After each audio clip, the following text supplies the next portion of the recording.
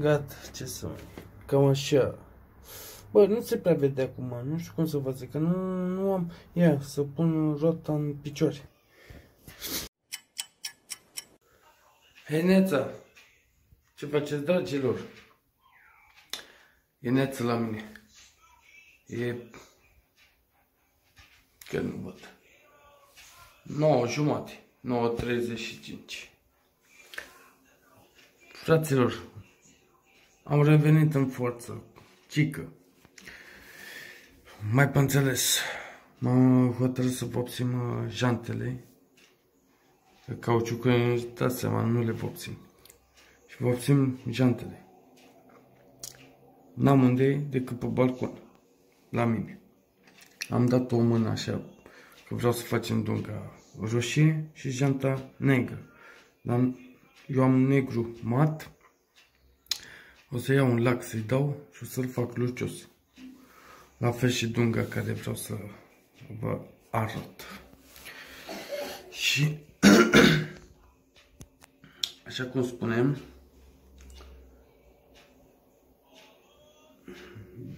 dar mă uitam că am vopsit și ventilul. Nu-i problemă, de război. Lăsăm așa că se remediază. Azi o să fac, cred că, 2 jante. Filmulețul o să-l postez când le termin de gata pe toate. Haideți să vă arăt etapa 1. Bun. Asta e etapa 1. Să țină așa trăful. Vedeți buza asta roșie? Așa, corespunzător. Am vopsit-o, i-am dat 3 mâini. Și asta vreau să rămână roșie, buza asta. Bun, de aici, de la buză, toată janta, negră. După aceea, o să iau un lac. Că spray-ul ăsta negru și ăsta roșu sunt mate. Iar eu o să iau un lac alb, transparent. Și am să-i dau pe ea să fie negru lucios. Dunga asta roșie la fel să fie și ea roșu lucios. Cam așa e. Asta e o mână așa dată la mișto ca să văd cum se prinde. Negru. Și o să facem așa, janta aia cu janta asta. Astea 2 jante. Deocamdată azi. Aici i-am dat eu acum puțin timp, văd că se usucă foarte repede. Spray-urile sunt din Dedeman, cumpărate. Sunt spray-uri bune, dacă vreți careva să vă mai vopsiți jantele. Eu o să fac experimentul ăsta și cu ocazia asta o să vedeți și voi dacă rezistă sau nu rezistă. Haideți să vă arăt și spray-urile. Astea sunt spray-urile, sunt de temperatură, vezi, temperatură scrie și pe ele, la 800 de grade, ăsta negru așa și ăsta nu știu la cât rezistă, în fine. Ideea e că sunt de temperatură, avem un roșu și un negru, ele sunt mate, de negru și roșu, sunt mate, sunt de temperatură. De ce le-am luat așa? Și avem și, stai că vă zic imediat, avem și asta de roți. Cumpărate, asta e cumpărat din Ocean. Care o să facem, știți și voi, imaginile pe aici, le scrie cu alb, să dea o altfel de așa. Bun, asta e vreo 12 lei, ceva gen din așa, se agită, se scrie așa. E special de cauciucuri, de asta am luat, că data trecută am mai avut eu niște jante, știți, care am făcut altceva. În fine, să nu mai lungesc. Astea sunt de temperatură să luați, sunt mai rezistente, roata, vă dați seama, frâne, toate ce se mai încălzește. Dacă aș fi luat altceva, nu știu dacă ar fi rezistat. Cred că s-ar fi exfoliat. Am mai dat eu o bară pe naiba să le ia și s-a exfoliat și s-a așa. Cel mai bine să le cumpărați pe astea. Dacă nu știți, uitați, aveți codurile aici. Asta e codul așa de la negru. Și asta e codul de la roșu. Vă duceți la Dedeman, le găsiți acolo. Eu zic că sunt foarte bune, așa că o să revin cu upgrade când continui cu jantele.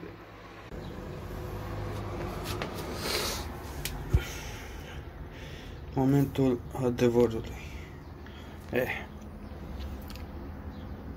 Cam asta e treaba, mai am mici retușuri. Să zicem așa, ia să scoatem pe asta aici. Să o suce. Asta așa. Aia.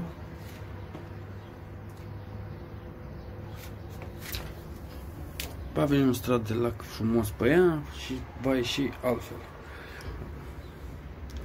Goldier. Event. Cred că o să vă țin pe aici cu markerul alb. Așa. Și pe aici. Nu știu sigur, dar vom vedea. Deci cam asta așa. Revin cu upgrade. Hey my friend! Nici nu understand. Fraților, asta e opera de artă.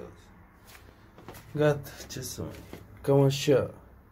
Bă, nu se prea vede acum, nu știu cum să vă zic, că nu am... Ia, să pun roata în picioare. Ia, fraților. Cam așa ceva. Am muncit cam mult la ea. Bă, nu știu ce să vă zic, sincer, nu știu, poate o fi și lumina asta. Hai să pun în altă postură. Că în realitate, sincer să fiu, îmi place enorm. Deci se vede în realitate mai bine ca pe camera asta. Sincer să fiu. Am muncit eu ceva, dar eu zic că am dat randament. Acum se vede ceva mai bine. Nu? Nu știu, dar parcă tot nu se vede. Cauciucul ăla e negru, aici se vede lucios, așa. În fine, cam asta e. Sunt foarte curios când o să le pun pe mașină. Acolo e chestia. Plus că trebuie să le dau cu lac. Ele sunt mate așa. Și nu prea îmi place mie așa. Un pic de lamă măcar să dau pe ele să vadă altfel, nu? Eu așa zic. Haideți să începem și la a doua. Asta o las așa, încep și la a doua. Revin cu upgrade.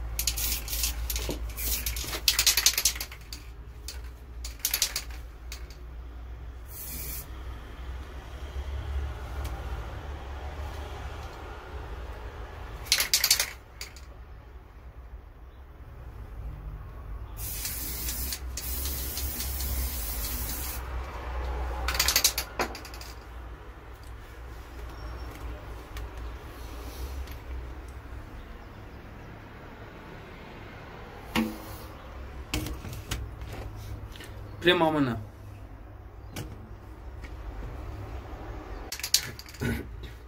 Deja am început și la a doua, mai am puțin și gata și a doua.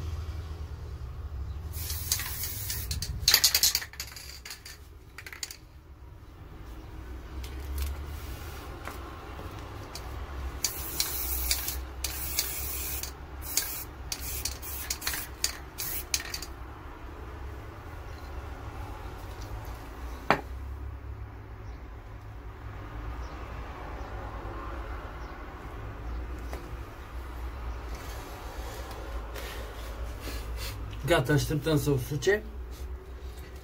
Vom da scociul jos. Cel mai bine revin când dau scociul jos și tot să vedeți cum iese. Bun. Hai să dăm jos scociul. Foarte mare atenție trebuie să aveți.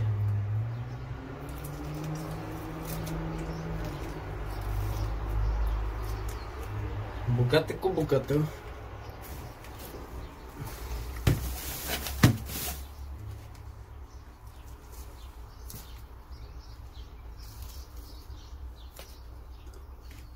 Fiind proaspăt, trageți ușor, că nu vă grăbește nimic. Da? Că e vopsit proaspăt. Da, seama, dacă tragem ca nebunii, se poate curge și vopseaua. Bă, nu știu, dar asta parcă a ieșit mai bine ca cealaltă. Cred, nu știu, până nu dăm jos asta, dar din ce văd eu, parcă îmi place mai mult asta. Bă, prima oricum nu va iese, pentru că așa e făcut. Nu știi, până pui, până dregi, până... durează. Și de asta nici nu va iese.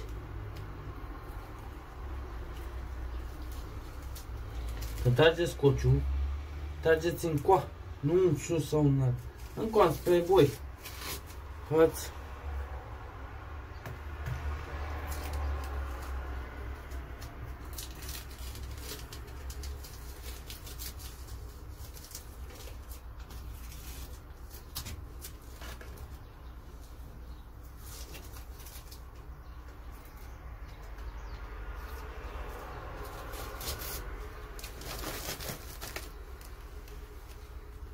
Am și emoții, băi, vă știți că am emoții. Hai că uite, faci niște lucruri. Bine, nu e pentru prima oară.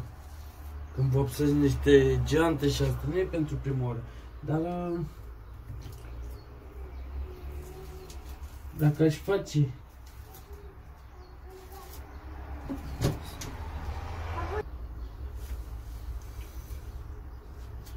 și așa,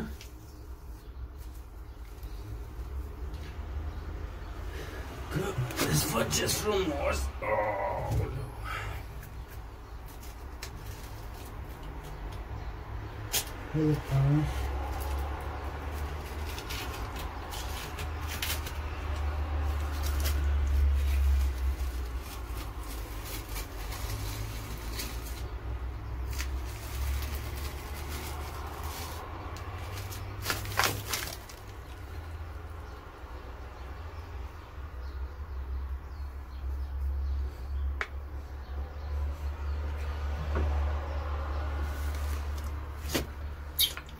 Da.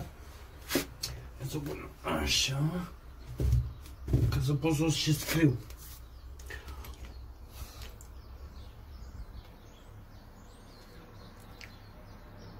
Se vede, nu?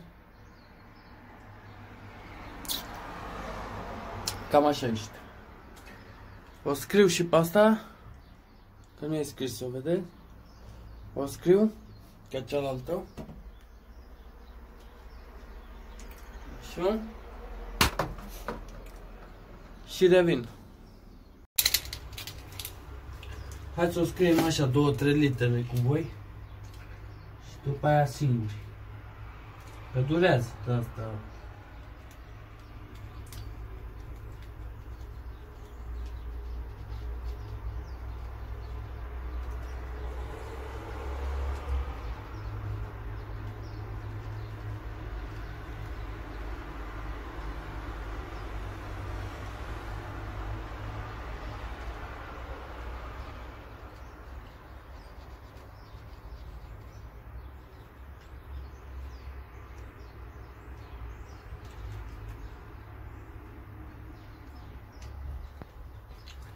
Mai mult fac videoclipul ăsta pentru cei care stați la bloc și nu aveți cum să vă vopsiți jantele, chestii de-astea, ce credeți? Ușor, ușor le faceți în balcon. În altă parte unde? În Hawaii? Avem cum.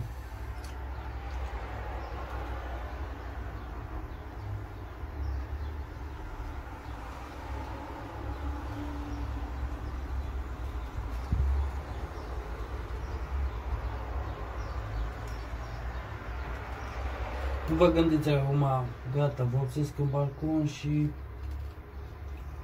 s-au făcut bele. Să aveți grijă cu mirosul, că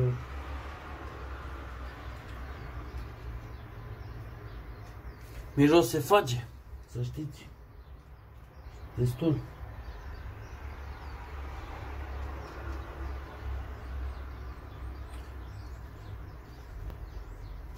Da și voi câte puțin așa, știți ce zic.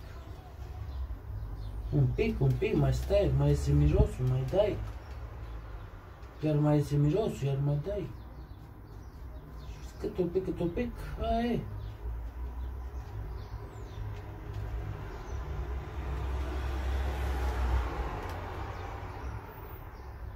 Știu. Cine e norocos și stă la curte, stă la curte. Știți cum?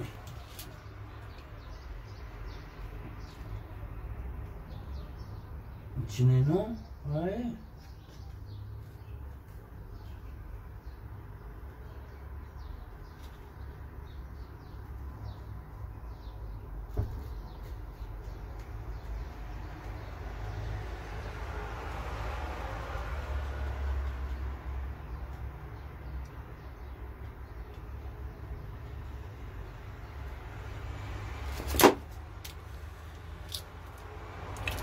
Așa.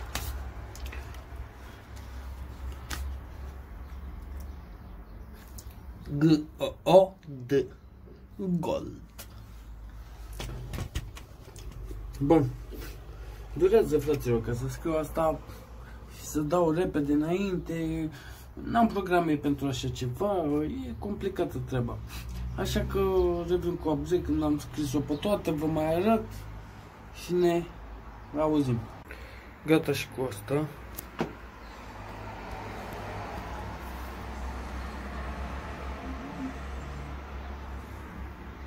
Să-i dau lac și la asta și gata. Cam asta-i. Astea două. Fa și bine.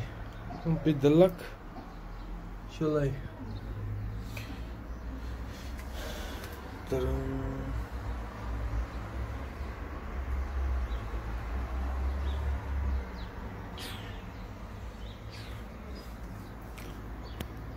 Revin când le fac și pe alea, celelalte două, alea. Și când îi dăm și lacul și gata. Hei, hai cu neața, fraților! Azi e o nouă zi, cum se spune, bine, ea nu știu câtea zi de când le-am făcut pe astea două. Să tot pe răcit, așa. Poate vine corona lui Hector. Ce vreau să vă mai zic, că să le facem pe astea două, dar astea două sunt gata. Aseară, dar n-am mai filmat, le-am dat lac. Cred că se observă strălucește un pic așa. Că ele știți că erau bate și le-am făcut negru lucios. Da? Așa, sunt ok. Astea două, așa rămân. Sunt perfecte. Ne apucăm de astea două să le facem. Așa că la upgrade. Bun, să trecem cu a doua mână.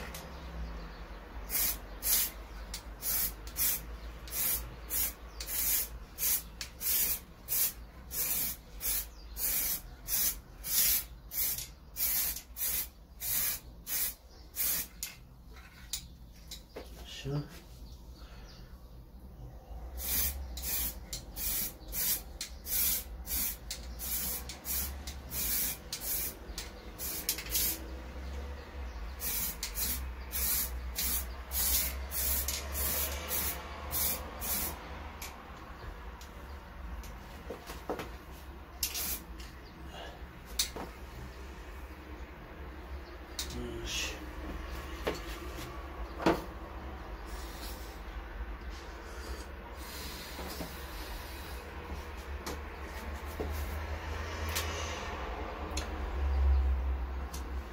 Cam asta e și a doua mână. Lăsăm să o suce. Și puteți să-i dăm și a treia. Așa că nu o să vă mai țin, o să revin când le dăm direct vopseaua. Negru. Vopseaua negră. Eu. Punem scoci. Am început treaba, dar nu v-am mai ținut cu filmarea, că nu prea am timp, mă și grăbesc și așa că nu v-am mai reținut, dragi prieteni. Uite așa. Frumos cum trebuie să fie.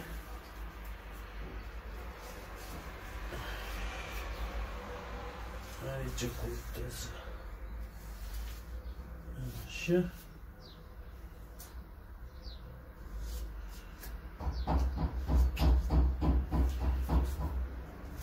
Așa.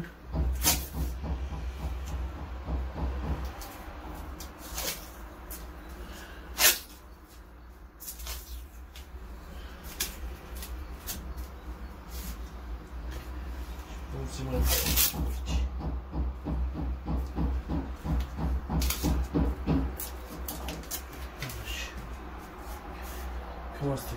Bun. O vedeți, pe asta i-am dat o mână. Mai lăsăm.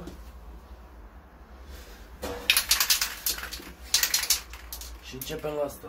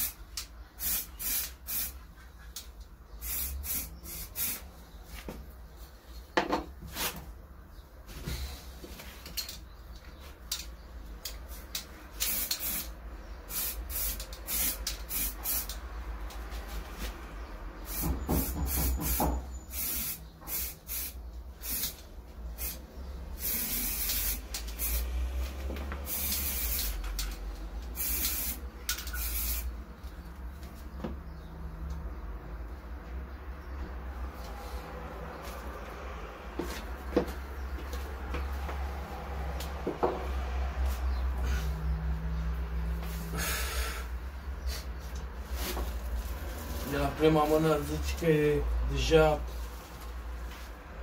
nu știu ce, lucioasă.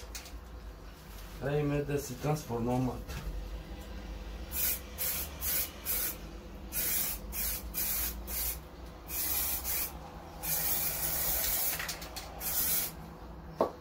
Eu mai dau și prin lăuntru. Cu negru.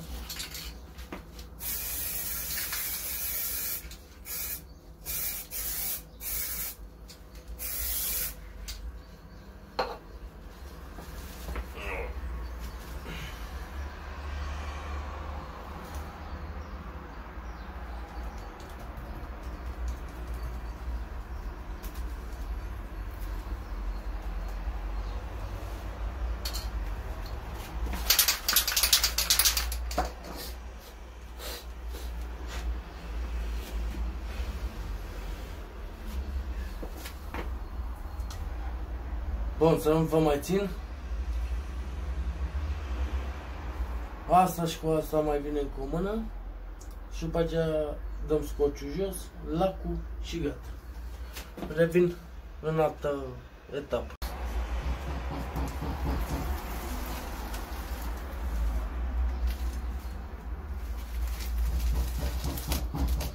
În data nu știu cât am mână.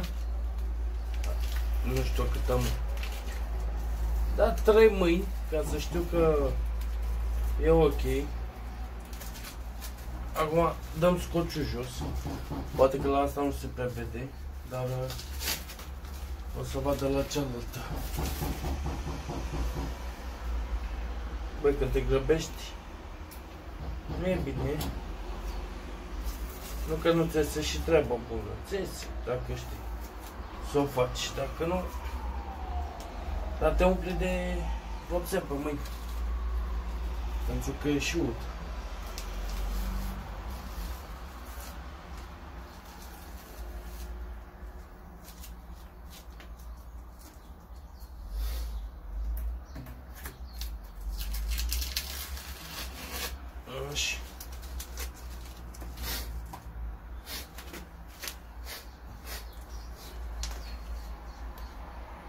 Așa e asta.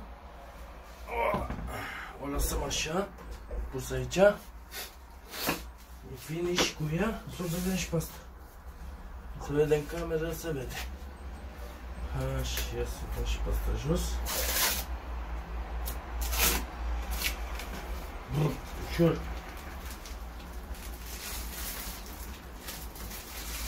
Am un obicei să trag repede, băi. Nu e bine. Se poate coji vopsea, încă e ud. E ud, nu s-a uscat. Dar eu nu mai am răbdare să mai stau după ea.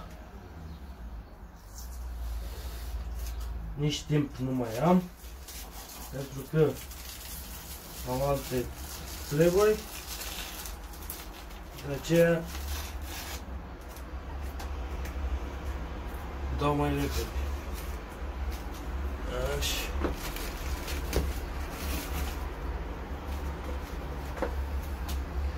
Și asta e a doua. Are tata. Are tata. Ia să le punem așa. Acum așteptăm să o suce.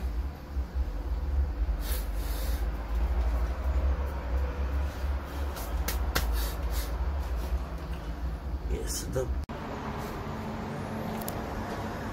Cam asta e.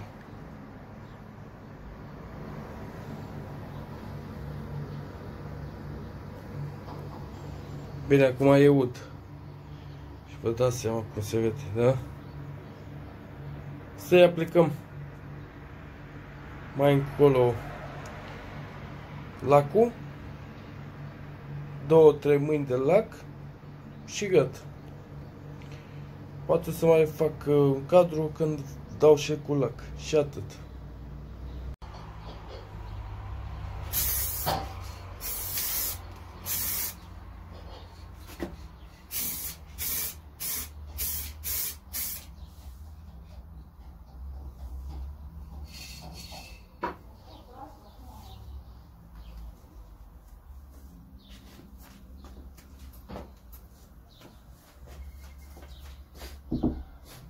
ventilatorul ăla.